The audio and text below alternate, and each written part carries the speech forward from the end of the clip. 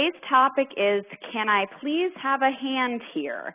And we'll be discussing all things regarding the benefits of volunteers and how you can utilize them to make your events run as smoothly as possible. And I think we'd all agree that this is an area where we can really improve upon as an organization, and we've got lots of great info for you. So also wanted to point out that today's presentation is a WebEx where all staff are automatically muted. However, if you have a specific question that you'd like to ask, please feel free to type it into the chat window when your question comes up. And then if we have time to get to the answers during this WebEx, we'll do so at the end. If we don't have time, we'll answer the questions in an FAQ sheet that we'll send out after the WebEx is completed. We're also recording the WebEx today so that you'll be able to go back and review it again or share it with other members of your staff as you see fit. So let's go ahead and get started, and I'm going to turn it over to Catherine to talk to you about the Resource Center. Thanks, Jordan. So as she mentioned, we're going to be talking about volunteerism, and I'm going to cut out from this PowerPoint really quickly to jump over to the Resource Center. Just to back up a couple steps, if you're trying to get here, we do have a button. It's an icon on Merlin with our it says Distinguished Events, and it'll take you to our Distinguished Events landing page that will have some blue buttons on it, Gala, Golf, Maestro, etc. If you click Gala, you'll see all these tabs that I have up here at the top, and I'm on the Volunteer tab today. So a few resources that we have up here are about recruiting volunteers, different positions that you have available that you need volunteers to fill, a recruitment letter on how to ask people to volunteer, a confirmation email, just making sure everyone's on the same page, some assignments timelines, and some of these a little later on we're going to actually open up and look at here in a little bit. There's also some things on here about managing volunteers and having an agenda, and then appreciating and recognizing your volunteers and thanking them and letting them know how much MDA appreciates them spending their time, usually on a Friday or Saturday, coming out and helping at our event. And there's so much more. I don't have time to go through everything on here. Like I said, we'll look at a few of them. And if you have some great volunteers or some great materials that you use, if you'll send them our way, we'll be happy to look at them and see if we can get them up on the Resource Center. A lot of our examples here come from Milwaukee. I have not personally attended their event, but I've heard from several people that have that it runs like a well-oiled machine, and they have great volunteers that everybody knows exactly what's going on. So these are some really great resources if you have a chance to look at some of the ones that we're not going to get a chance to look at today. So with that being said, I'm going to go back to our PowerPoint and give it back to Jordan. Awesome. Thanks so much, Catherine. So we want to start out by getting right into the topic at hand today of volunteers, and we're going to begin by hearing a little bit about what the experts say about volunteers. Volunteering is generally considered an altruistic activity where an individual or group provides services for no financial gain. Volunteering is also renowned for skill development and is often intended to promote goodness or to improve human quality of life. Volunteering may have positive benefits for the volunteer as well as for the person or the community served. And because of the benefits to the individual who volunteers, we really need to think about what kind of tasks we're giving to volunteers. So not only are we as MDA staff getting the assistance that we need, but the volunteer is also having a positive experience. We need to look at each individual volunteer's skills and then assign them to an appropriate task rather than simply giving volunteers tasks that no one in the office wants to do. Next, we're going to go to the last bullet point here, which says that volunteering is also intended to make contacts for possible future employment. So keep in mind that sometimes people who are thinking of making a career change volunteer for organizations or events where they're able to build their own skill set and then include that volunteer experience on their resume. So something definitely for us to keep in mind. Next, we're going to talk about corporate volunteering. And, you know, we do have a few markets here and there where we've got some great corporate volunteers. But as an organization, we haven't done a great job of taking advantage of the fact that a majority of the Fortune 500 companies allow their employees to volunteer during work hours. And typically these formalized employee volunteer programs, also called employer-supported volunteering, are regarded as a part of the company's sustainability efforts and their social responsibility activities. And so we certainly want to get in on that action. In addition, about 40% of Fortune 500 companies provide monetary donations, also known as volunteer grants, to nonprofits as a way to recognize their employees who dedicate significant amounts of time to volunteering in the community.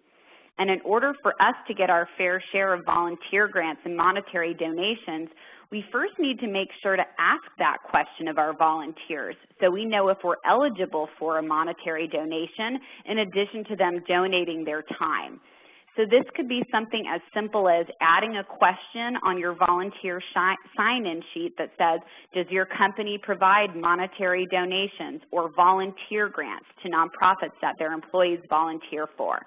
And then we know that we would need to follow up with that person as there's usually some type of paperwork associated with getting those donations. Here are 5 qualities that make a great volunteer. The first one is flexibility and patience. Volunteers need to know what is expected of them in their volunteer role, but a good volunteer also understands that they need to be flexible and patient. Sometimes things change, and volunteers must be willing to adapt to a new situation or circumstance. Good communication between the organizer of the event and a volunteer is crucial to the event being a success and the volunteer doing the best job possible. Energy. Great volunteers have a lot of energy. They are often asked to mingle and have verbal exchanges with our guests at an event. No guest wants to chat up at the silent auction with a bump on the log or a crabby person. We want all of our volunteers to have a lot of energy, be perky and enthusiastic about their position, whatever it may be. Creativity and imagination are also qualities of a great volunteer. When you're looking for great volunteers, don't choose envelope stuffers. Choose people who will add to the attraction of your event without being obnoxious. Integrity. Being honest, hardworking, and having strong moral principles is a quality all volunteers should have. Sacrifice and selflessness. Great volunteers give of themselves knowing that the cause they are volunteering for is the winner in their experience. The power of volunteers. Let's take a look at some pretty amazing facts about that.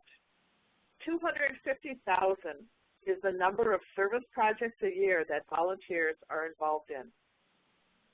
30 different countries use volunteers regularly to get their business done. 30 million is the number of volunteer hours a year that volunteers donate. The annual dollar value of the volunteer hours is $365 million. Wow. Volunteers are extremely important to the success of many events and projects for a wide variety of organizations around the world today. Next, we're going to look at the top 10 reasons why people volunteer, starting with number 10, and it's because it's good for you. I know that a lot of MDA employees volunteer during their spare time, including myself, and that's because volunteering provides physical and mental rewards. It is even said to reduce stress, and experts report that when you focus on someone other than yourself, it interrupts usual tension-producing patterns.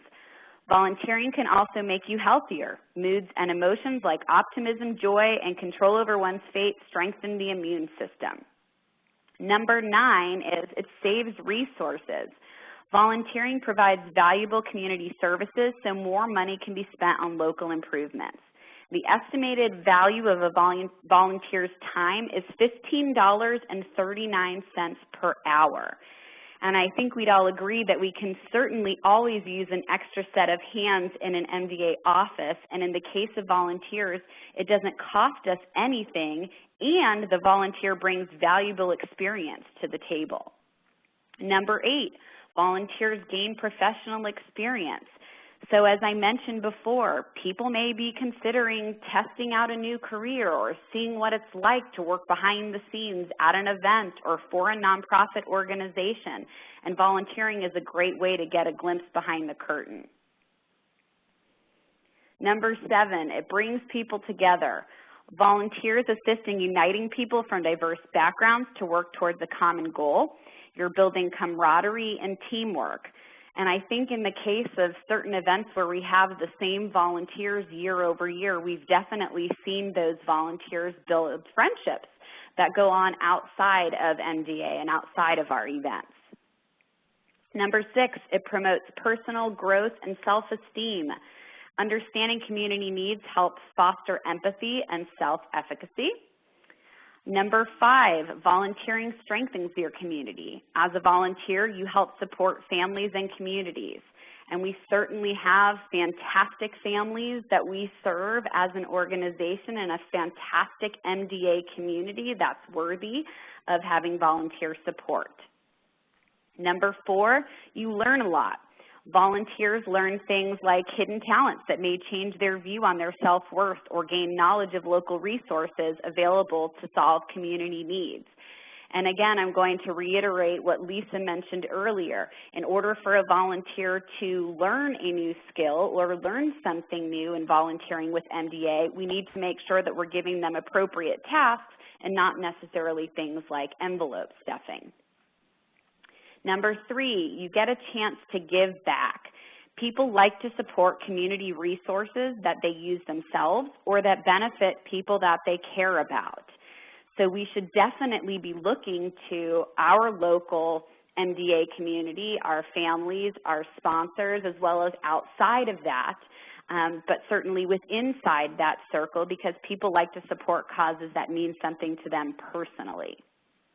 Number 2, volunteering encourages civic and social responsibility. Community service and volunteerism are an investment in our community and the people who live in it. And number 1, you make a difference. Volunteers really do make a difference, and every person counts. The more hands that we have to get a certain task done or at an event to ensure that things run smoothly, the better. Now let's take a look at where we can find good volunteers. Start with your committee members' companies. This is a great place because the committee member won't want to give you bad volunteers, and the volunteers that come from your committee member's company won't want to look bad in front of their boss. This is a win-win in every way you look at it. Look to your subcommittee members. Oftentimes, the individuals who serve on a subcommittee won't have the corporate ties to be invited to attend the event, but are vested enough in the event that they want to see it firsthand after helping recruit auction items, etc.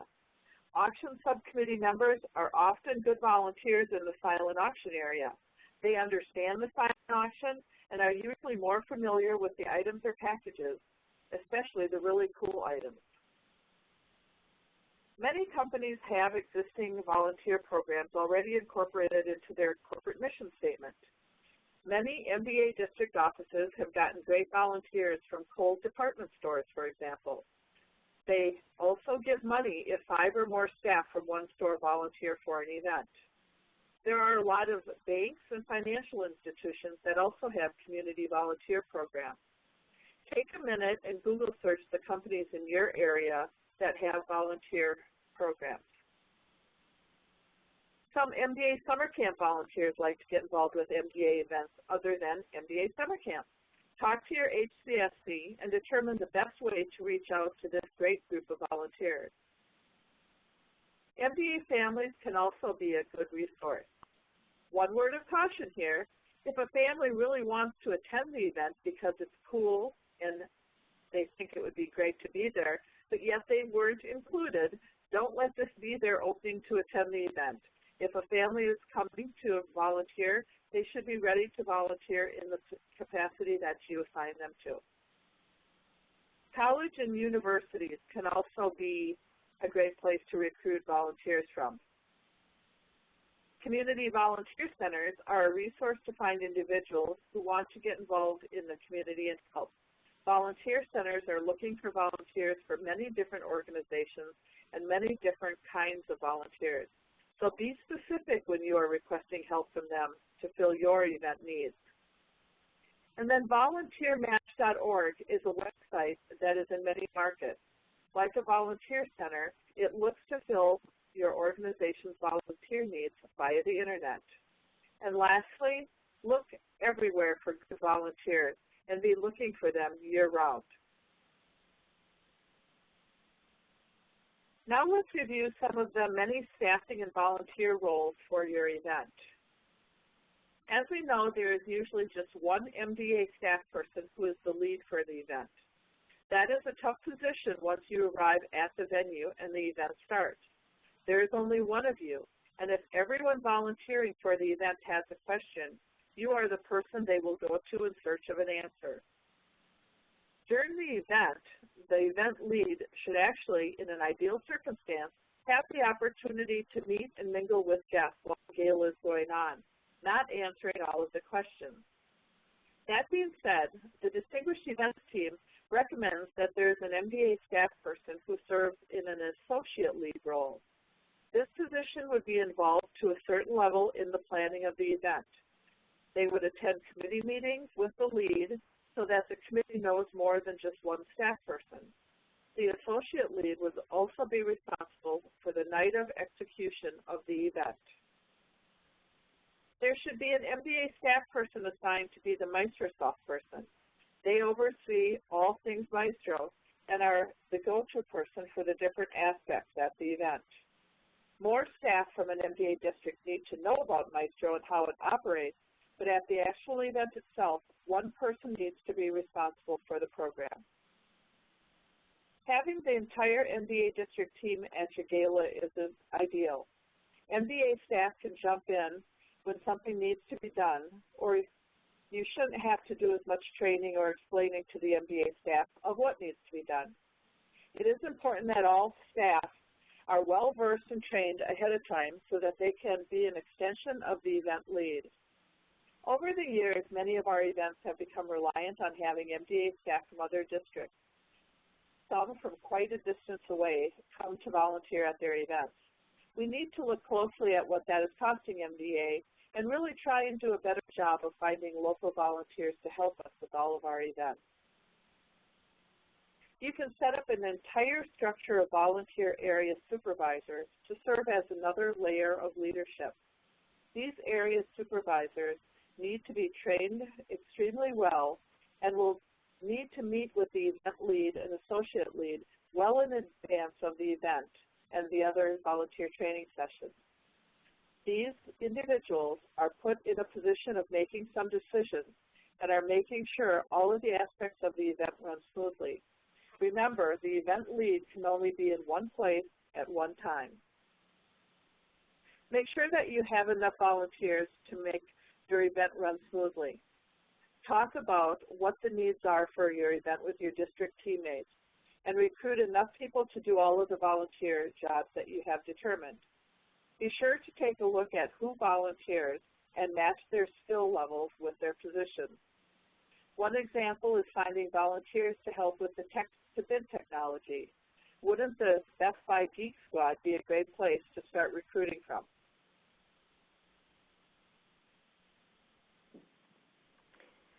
Once you've recruited your volunteers, you also need to take the time to train them properly. So we highly recommend that you consider hosting a mandatory volunteer orientation meeting a week or two before your event so that you can answer as many questions as possible from your volunteers in advance of the event, and also to give volunteers a basic overview of everything that's going to be happening the night of. At this volunteer training, you can certainly thank your volunteers and explain the importance in making the event run smoothly, because we really couldn't execute and do it without them. You can introduce the local MDA staff as well as their area supervisors so that they're able to put some faces with names and know who they're going to be reporting to the night of the event. You can assign them their specific roles and responsibilities. And we also want to mention here that we think it's important to provide them with written, detailed instructions and not to leave anything out.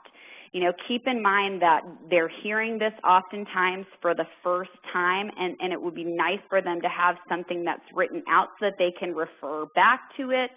They can look over it again prior to the event, and it runs them through step by step for whatever role they happen to be serving.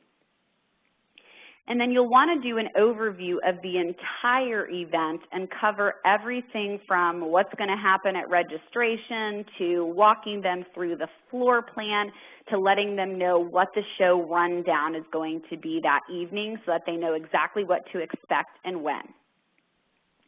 Then you're going to break your volunteers into smaller groups to discuss the specifics of what they'll be doing at the event. So for this particular exercise, you'll want the supervisor of that particular area to run through the specifics of their tasks with them. And be specific and go into as much detail as possible. Volunteers really want to know what is expected of them and what they're going to be doing at the gala. So you also want to make sure that the role that you have them assigned to is something that they're comfortable with. And if there's any changes that you need to make, the appropriate time would be to do so after you've gone through the orientation, but prior to the night of the event. And then be sure to include an MDA mission moment during your volunteer orientation.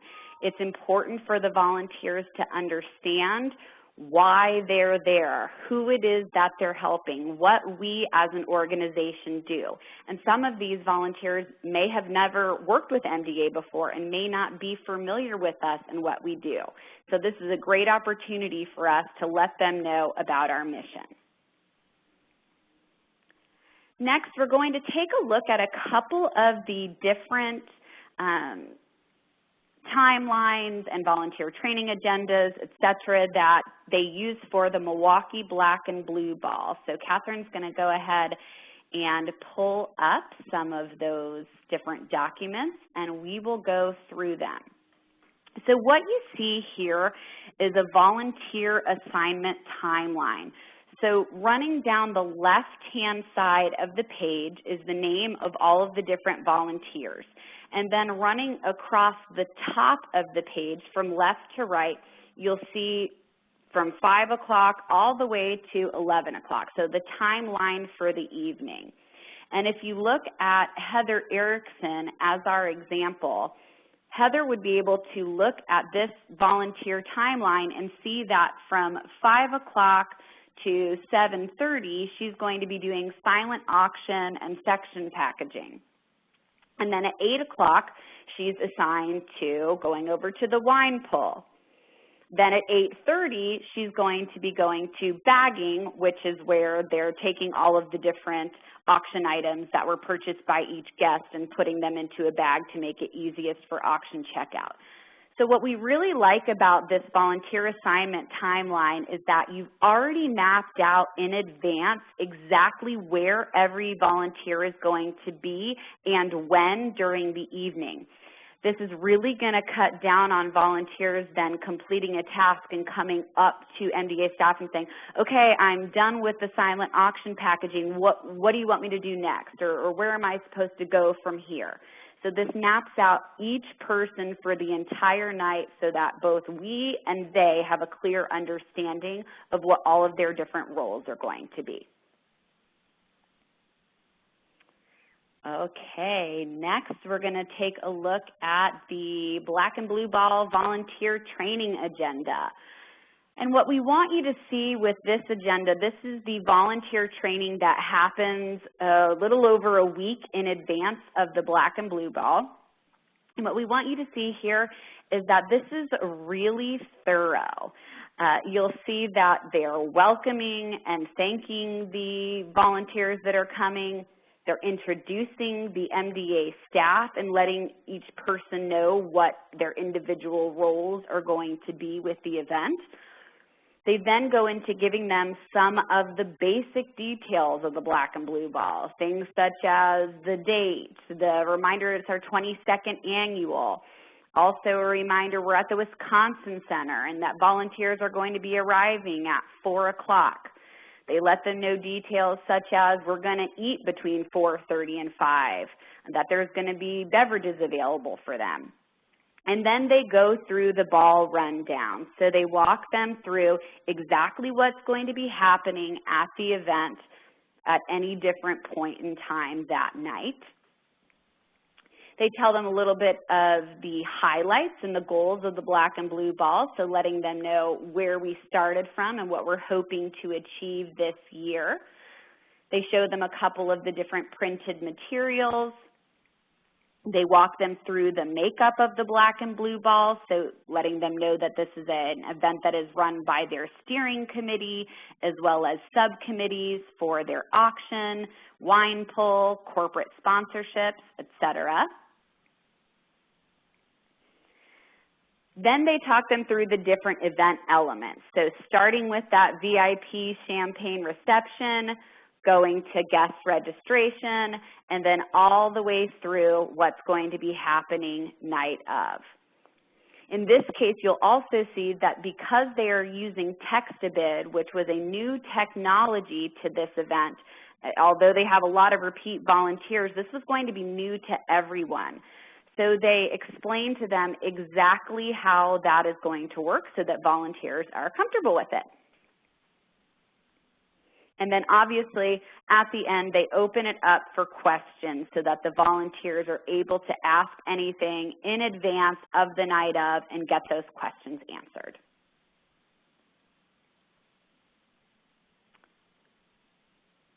All right, so here we are going to take a look at the volunteer assignments. And what you'll see listed here is that there is a list by area at the event. So VIP registration, for example, right up the top. And it also lists the supervisor. So the volunteers know that if they're at VIP reception, their supervisor is going to be Jenna Cashew. And then if you look down, you'll see there's a section for guest registration, there's a section for computer registration. And so there's a lot of thought that goes into putting this together in advance. They've already pre-assigned all of the volunteers so that when they come to that training, they're told where they're going to be at what time and who their supervisor is going to be. And when they break into those smaller groups that we talked about earlier, that supervisor at that training is going to tell them exactly how those tasks are going to run that night and exactly what their role is going to be at registration. So it may be that one person is assigned to work on the computer and do the Q check of people's credit cards, and that another person is assigned to be a runner, and those tasks are different, so they walk through the instructions for each of them. And then last but not least, we're just going to take a look at a sample here for the instructions that they give at each area. We chose to look at guest registration instructions, and what we really want you to be able to see here is how specific these are. So they show these instructions at the volunteer orientation. They run through exactly how everything's going to work, but then they also have these instructions available again the night of the event. They're printed out, they're taped to the tables at guest registration so that if a volunteer can't remember exactly what the steps are, it's very easy for them to simply look down at those written instructions and figure out what the next step would be without having to go and find an MDA staff person and ask them. So if this is not something that you're currently doing, we highly recommend that you take the time to write out instructions and make sure that you have them for each area at your event.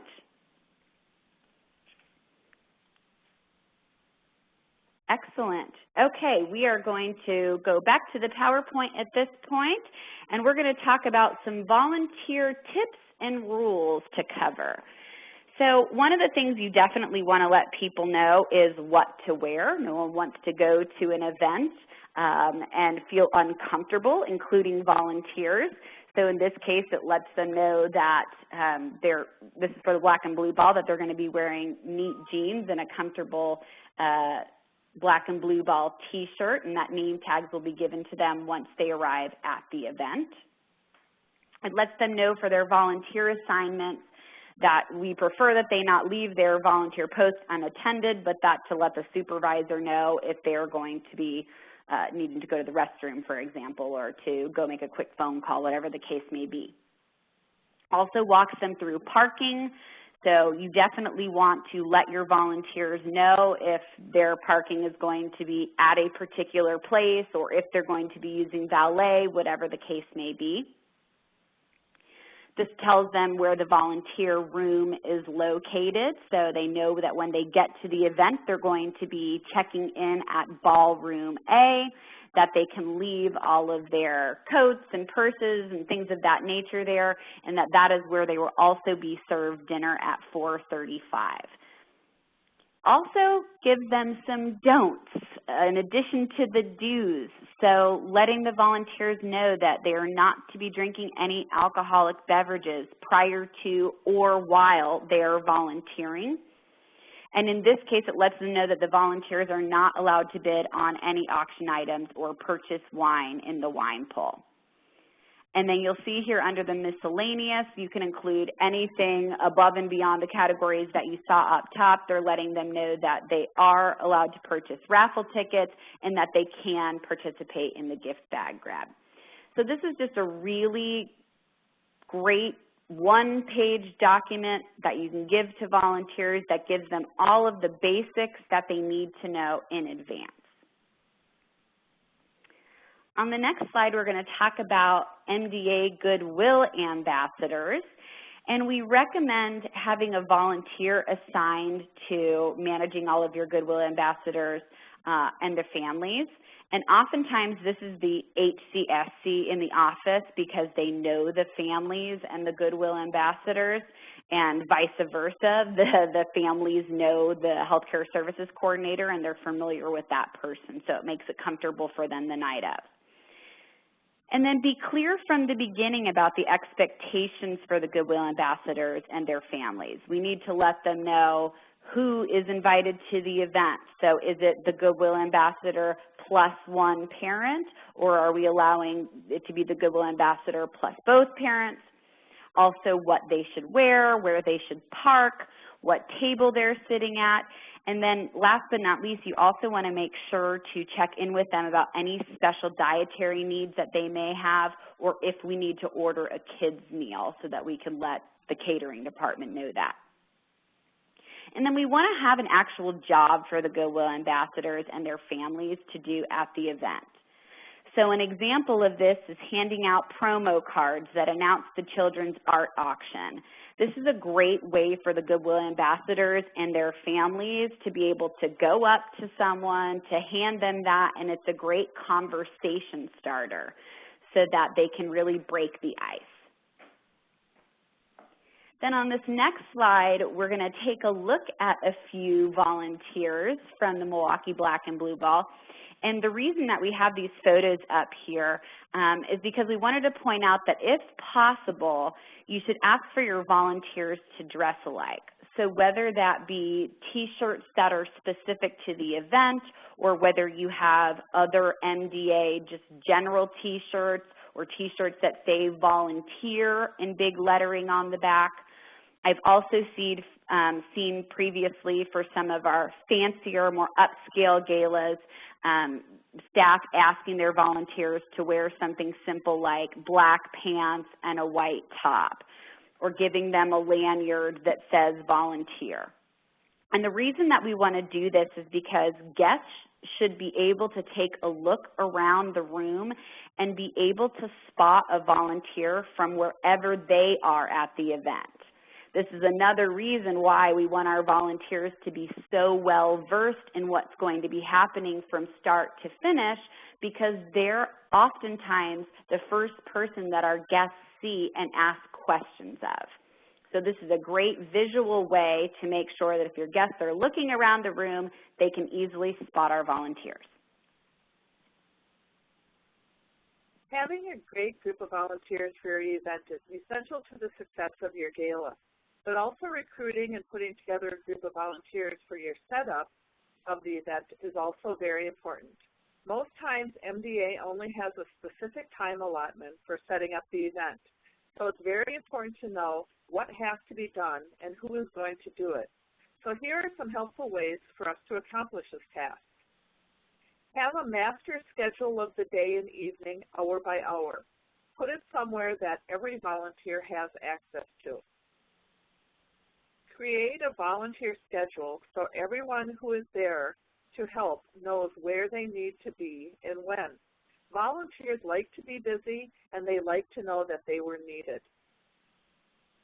Create a master setup list and ask people to check off the task when it's complete.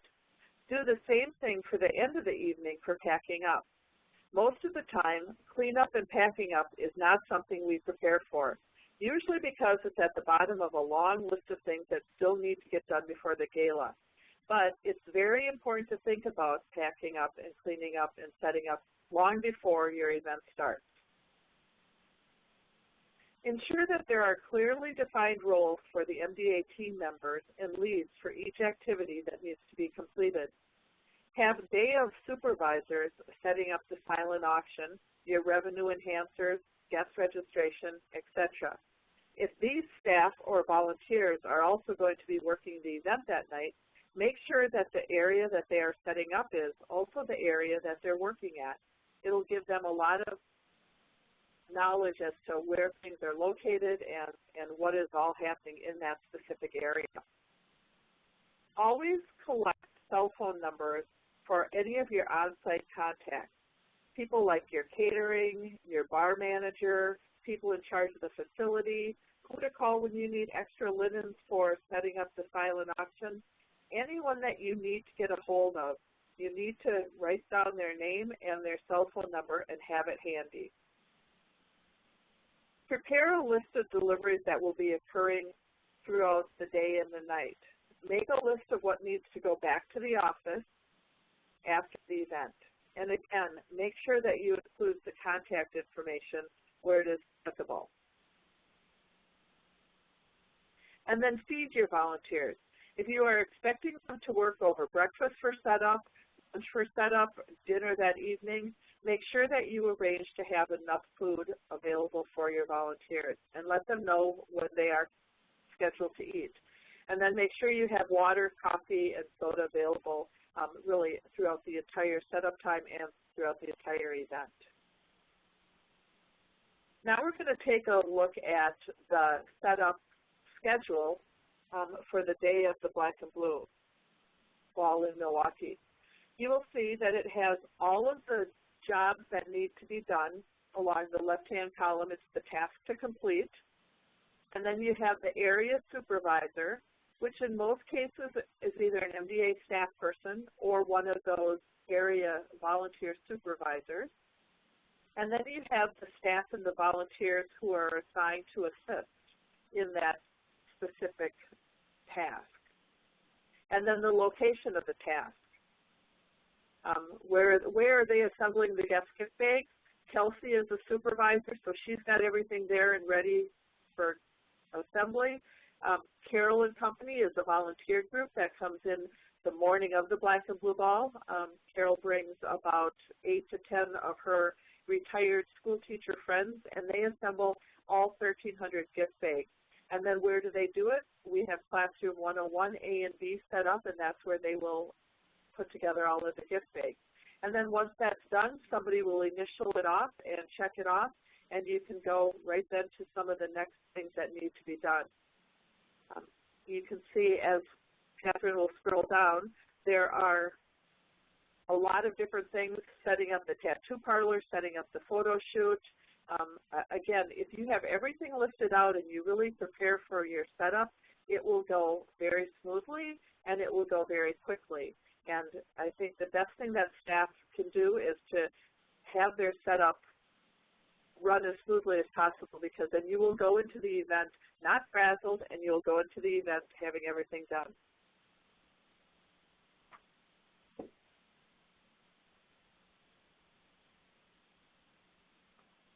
We have a lot of great volunteers, and now we need to make sure and talk about how important volunteers are to the success of our event and how we recognize and thank our volunteers. And here are some easy ways that you can recognize and thank your volunteers. List the names of all of the volunteers in your printed event program.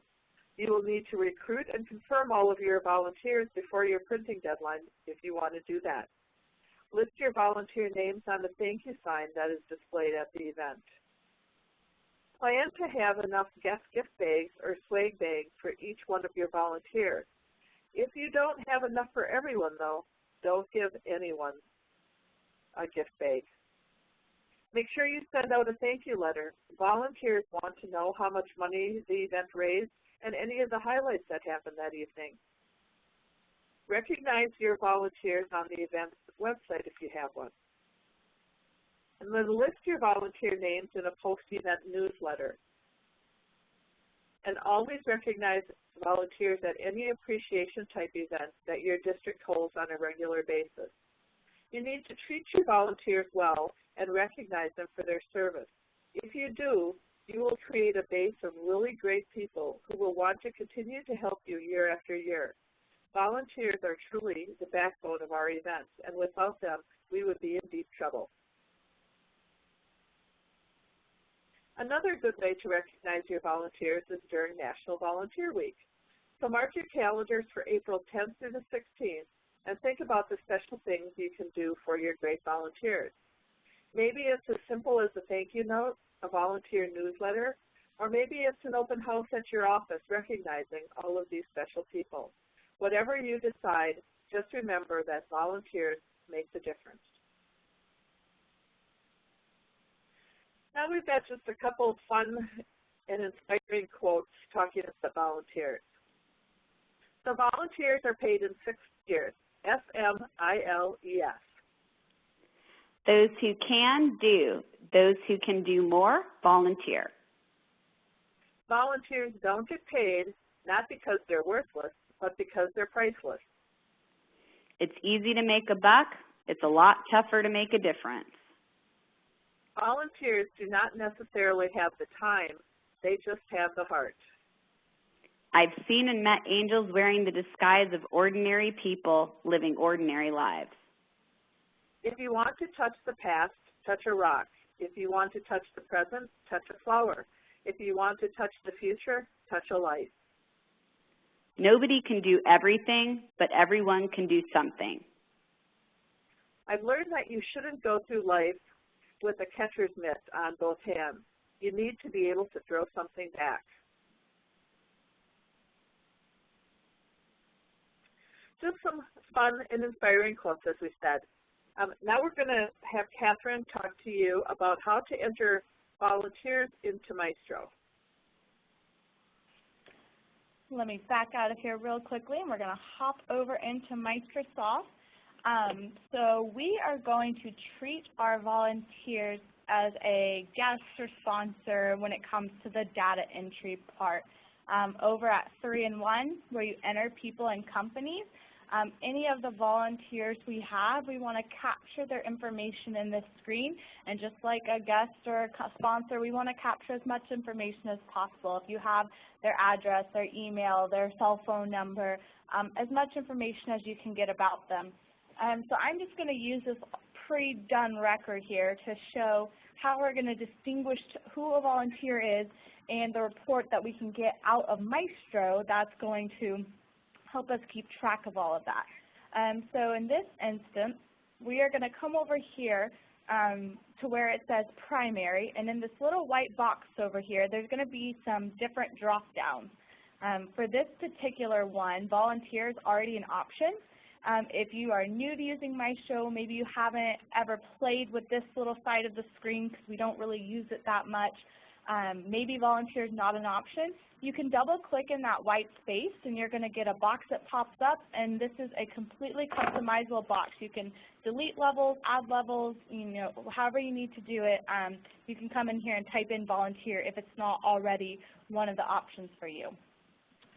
So you'll just collect the guest information, come over here, and just type in volunteer. There's no clicking of a button, nothing else you need to do, just type in volunteer. Is it the filter? From there, we're going to go into the multiple people view, this button right up here at the top, and it's going to take us to this screen that is your people database, but it just looks a little different, and everybody in here is just going to be listed in this downward going list. But we want just our volunteers. So we're going to come over here where it says category, and there's a drop down that has the same options that we just saw on the other screen where I said you could customize that screen, and we're going to pick volunteer. And for this case, since I've only gone through and written volunteer next to one person, it's going to show that this is our volunteer.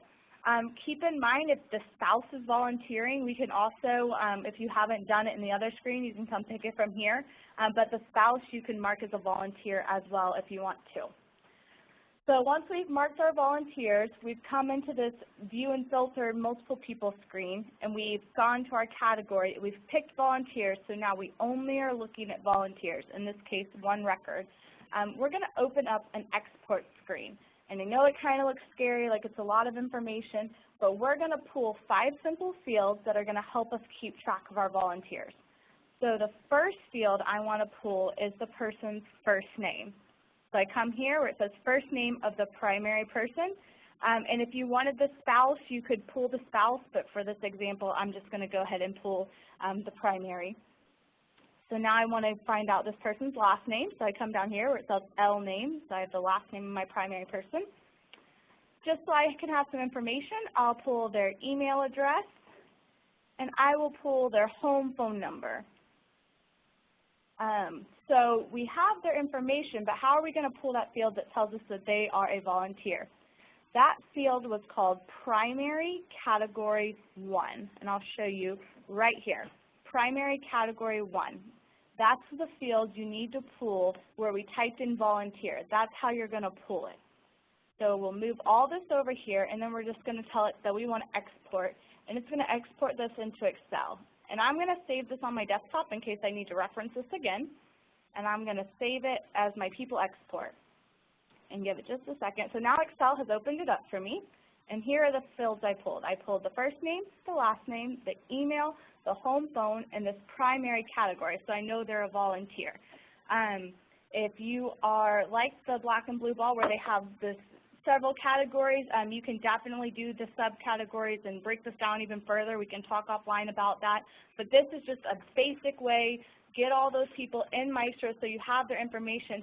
And next year, when it comes time to recruiting volunteers, you're going to have a database ready to send out emails, or when we want to do recognition, like Lisa and Jordan were just talking about great things that we can send out during Volunteer Week. You just pull this database, and it's all going to be there in one spot for you.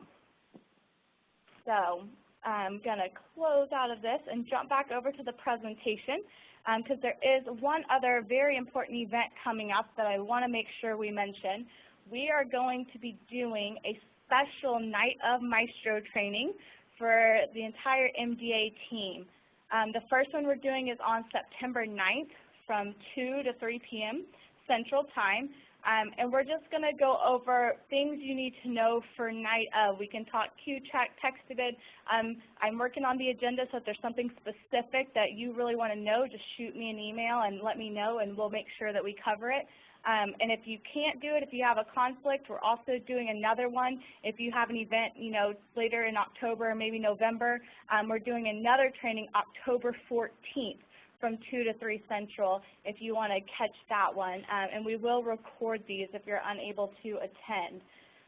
In the meantime, though, if you need additional help, my apologies, I should have corrected this.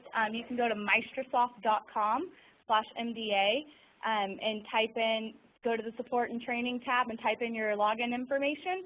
You can watch training videos. They have Q-Check help, text-to-bid help, any kind of help you might need. You can find those training videos or reach out to myself. So Jordan and Lisa, if I did not leave anything out. No, that's perfect. Thanks so much, Catherine, for showing everyone how to capture their volunteer information in MaestroSoft along with their other databases. That's a great way to do it so that everything for your event is all in one place, and we can go back to it the following year, pull the filter that you showed us that lists all the volunteers, and make sure to invite those people back. So that's awesome. I'm going to just ask really quickly, Catherine, do we have anything in the chat box or questions that we need to address? People just wanted to know if the handouts we were showing were going to be sent out, and if they are not already on the Resource Center, we will get them up there today. But I believe most of those items that we showed today are already on the Resource Center, but I will make sure of that. And where are those, Catherine? And for one more time, we'll go back really quickly. You can find the link on Merlin. It says DE Resource Center. It'll take you to our landing page, which I'll click to really quickly while we have some extra time. This is the Distinguished Events landing page that Merlin will take you to. And if you click on Gala, here's all the tabs that we were talking about, and there's the Volunteer tab that covers a lot of what we were showing today. Excellent. Thanks, Catherine. And thanks so much to everyone for participating in today's WebEx. We know that we covered a lot of information in the last 60 minutes, but as Catherine just showed you, the samples of a lot of what we showed today are on the Resource Center for you to go ahead and look at after the fact. We also want to give a plug for our next Distinguished Events National Monthly WebEx, which is scheduled for Tuesday, October 6th at 3 o'clock. And I think that this is going to be a really good call, you guys. We have some special guest presenters from our marketing communications team that are going to be talking with us about how to promote your gala, and whether that's through the traditional mediums and also through social media. So lots of good info here, and we hope to have someone from your offices represented on that call. So thank you again for participating in today's WebEx, and we'll look forward to talking with you again next month. Thanks, and have a great rest of the day. Bye.